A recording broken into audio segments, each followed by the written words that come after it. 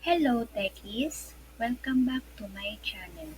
Kung bago ka lang sa channel ko, click mo naman yung subscribe button at notification bell and select all para ma-update ka sa mga latest uploads ko. So, for today's video, ipapakita ko sa inyo kung ano yung isa pang tools na pwede nating gamitin para makapag-schedule ng mga post sa other social media accounts para mapadali or makasave tayo ng more time. So, techies, let's start. From your Google browser, type in Hootsuite.com. So, ito guys, yung isang scheduling tools na gamit ko sa pag-post para may schedule yung mga ipopost ko sa other social media account.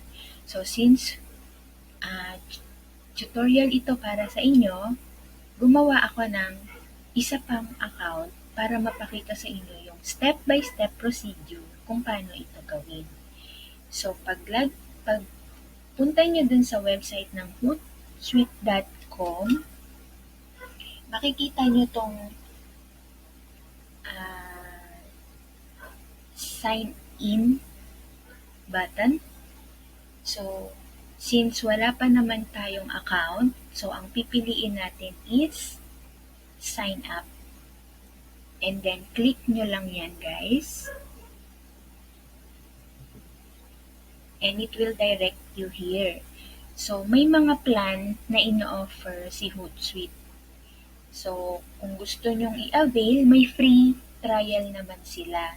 Free 30-day trial for this first plan. So, dito may $19 per month.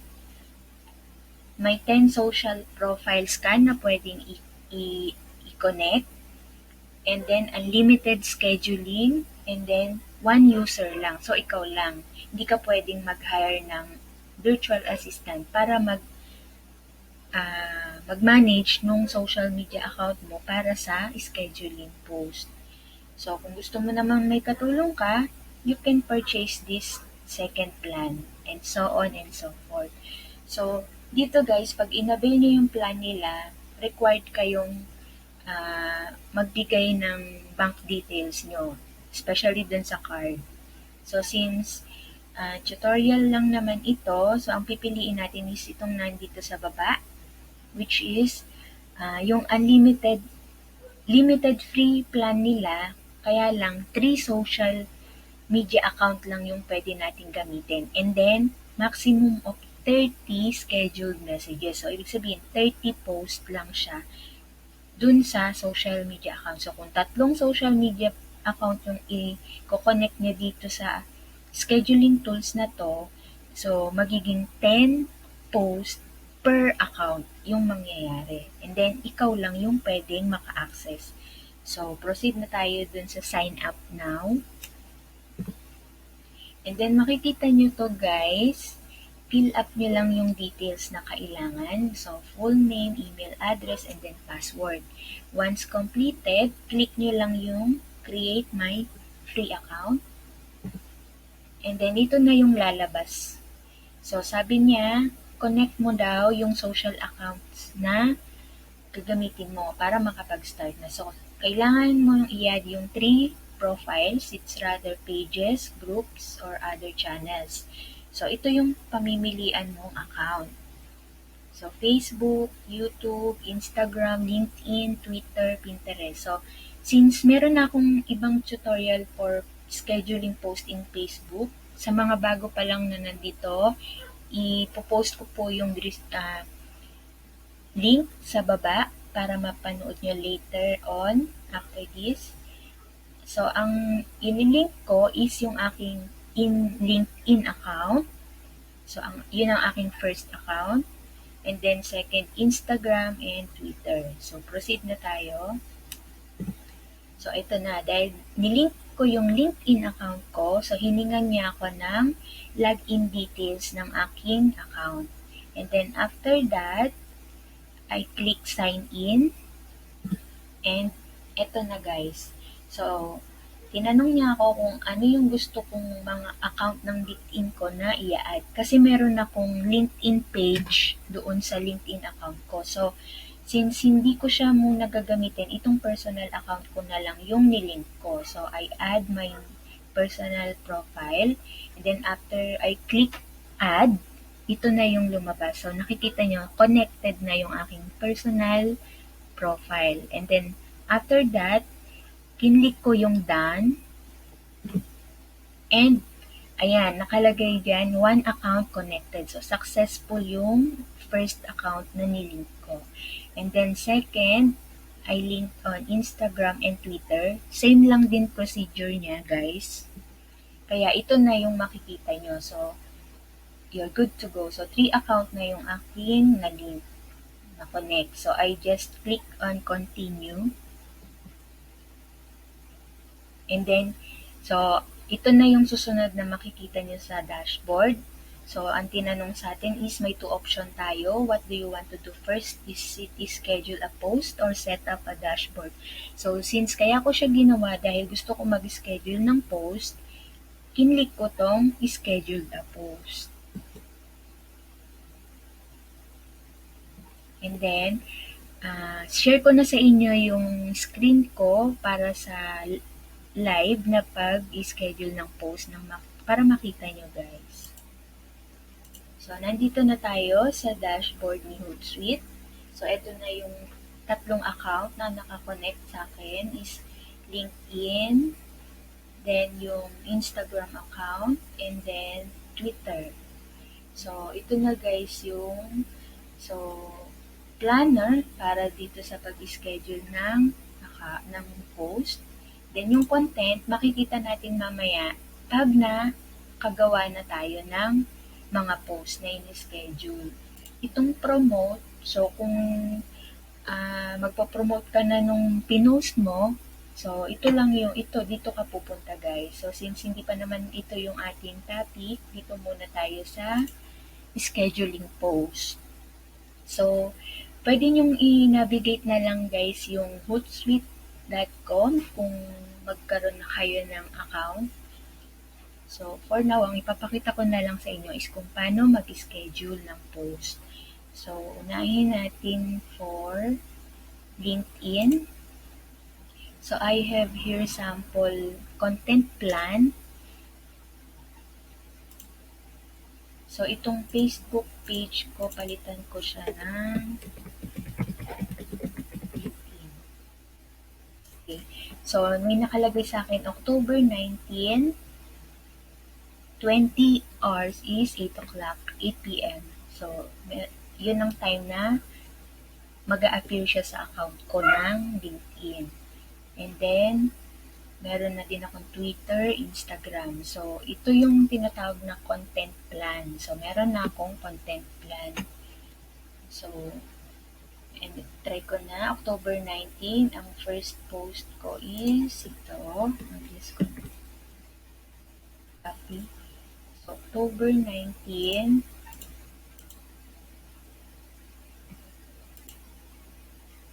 ito guys. So, ang oras ko is 8 p.m.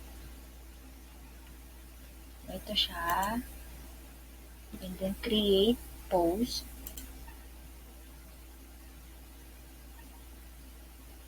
So, ayan na siya guys. And then, search nyo lang yung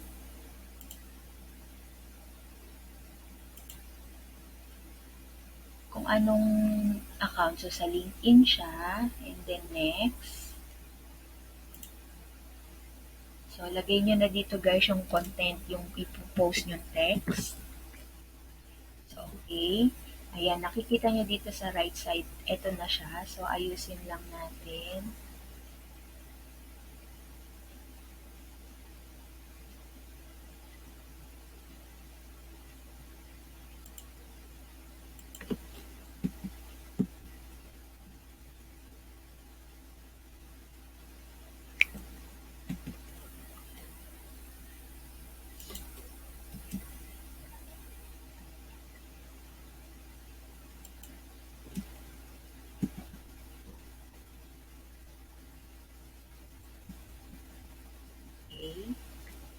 Then next.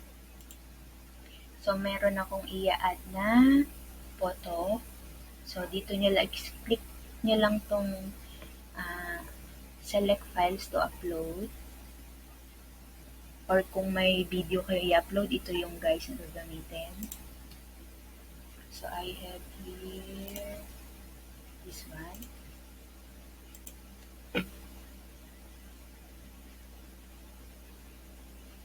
So, ito guys, nakita nyo na. So, may preview na agad kayong makikita. So, for example, okay na siya. Click lang natin yung, kung gusto nyo, halimbawa, gusto nyo i-edit yung size, pwede din, or maglagay pa kayo ng alternate text.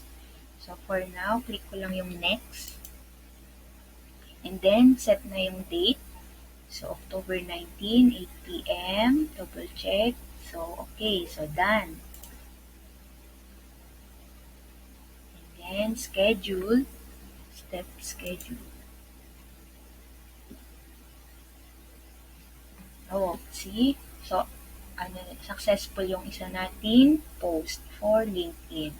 So, next, we have Instagram.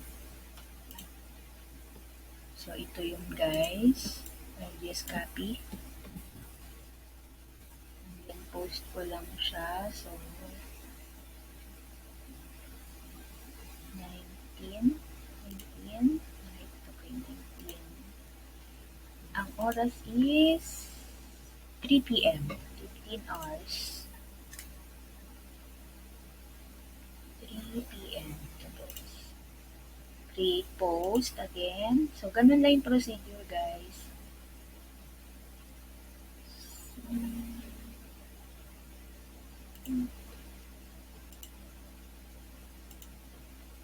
Saan ko siya lalagay? Instagram. Sorry, guys. Nalito na ako. Okay. And then, click on set up.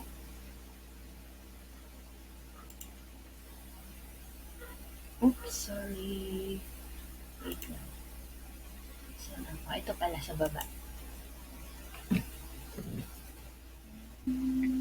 So, alisin ko lang siya.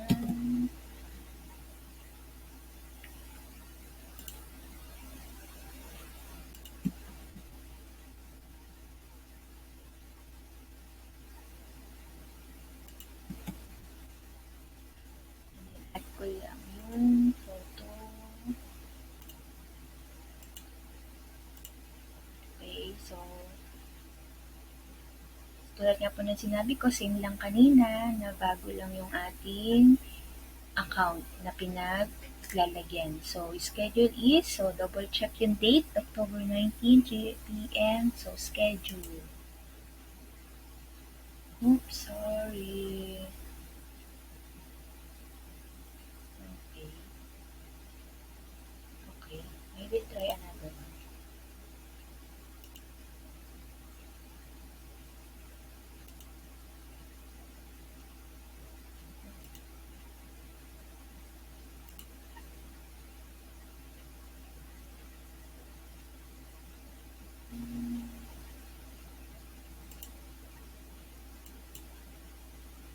Ngayon na talaga.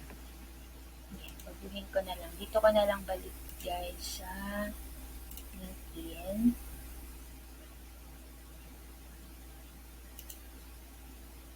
Okay. So, Twitter naman tayo. Ito na lang. October 20.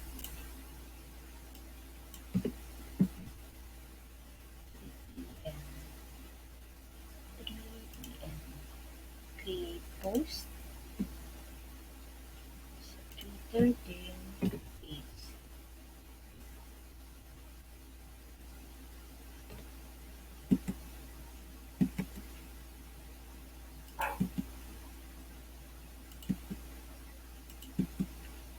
So, remember guys, ang Twitter, limited lang ang text niya. So, hindi kailangang mahaba. Usually, sa Twitter, link lang yung pinopost. So, wala naman picture. And then, October 23 p.m. schedule. Done. So, try pa natin ng isa pa. October 20, 8 p.m.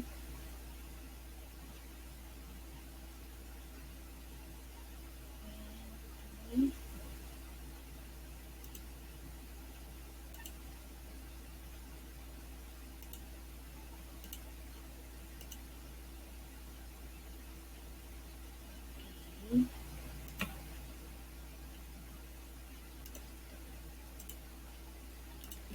Hindi ko na to hahabaan, guys. At least nakita nyo lang kung paano siya gamitin. Papakita ko lang sa inyo. So, ayan. And then, punta na tayo dun sa content part. Yung schedule. Ayan. Nakita nyo, guys. So, meron akong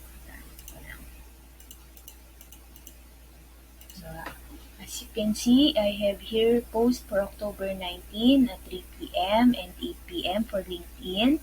And then October 20 sa Twitter, 3 p.m. and sa LinkedIn, 8 p.m. So, yun na. Hintayin na lang natin, guys, na mag-appear siya dun sa mga account natin, sa mga designated account at yung time and date kung saan natin sila in-schedule.